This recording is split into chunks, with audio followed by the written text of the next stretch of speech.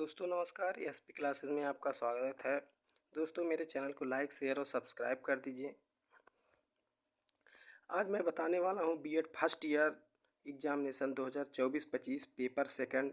Paper का नाम है चाइल्डहुड एंड ग्रोइंग अप, बाल्यावस्था एवं अभिवृद्धि। कुल 5 प्रश्नों के उत्तर दीजिए। पहला प्रश्न संख्या 1 अनिवार्य है। खंड ए तथा खंड ब प्रत्येक से दो दो प्रश्नों के उत्तर दीजिए। सभी प्रश्नों के अंक समान हैं। ये जो पेपर होता है ये लगभग आपको 3 घंटे लिखने को मिलते हैं और इसका मैक्सिमम मार्क जो होता है, अधिकतम अंक 80 नंबर का होता है। तो चलिए वीडियो में प्रश्नों की शुरुआत में देखते हैं कौन कौन से प्रश्न पूछे गए हैं सेकंड पेपर में। जो प्रश्न नंबर 1 है जो सबके लिए अनिवार्य है, इसमें प्रश्न नंबर 1 में पूछ रहा है कि निम्नलिखित में से प्रत्येक भाग का उत्तर लगभग 200 शब्दों में दीजिए। पहला क्वेश्चन है व्यक्तित्व के प्रकार, दूसरा है बाल्यावस्था की विकासात्मक विशेषताएं क्या हैं, और तीसरा है असाधारण बालकों का निरीक्षण, और चौथा है भावात्मक विकास की संकल्पना।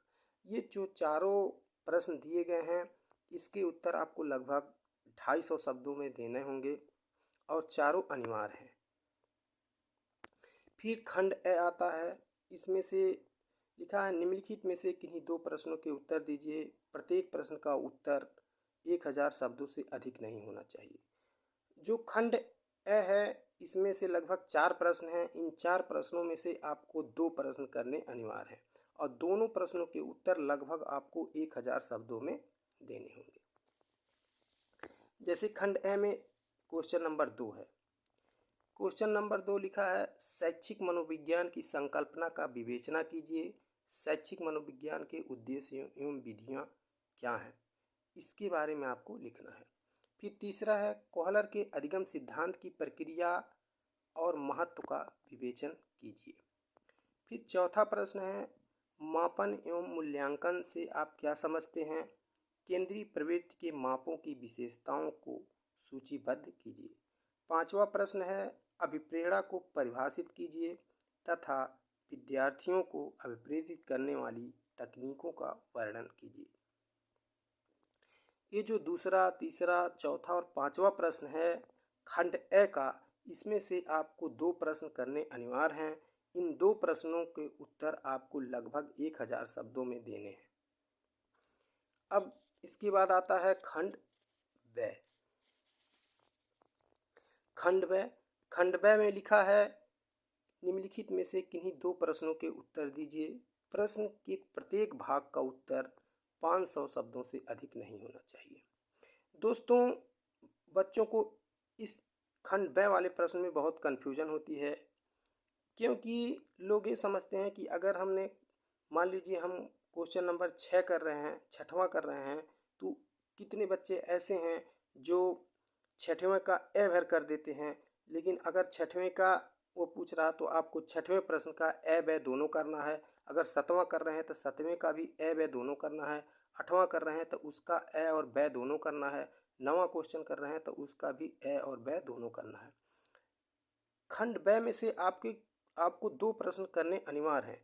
अगर आप 6वां कर रहे हैं तो 6वां का ए और ब दोनों करेंगे तब एक प्रश्न माना जाएगा।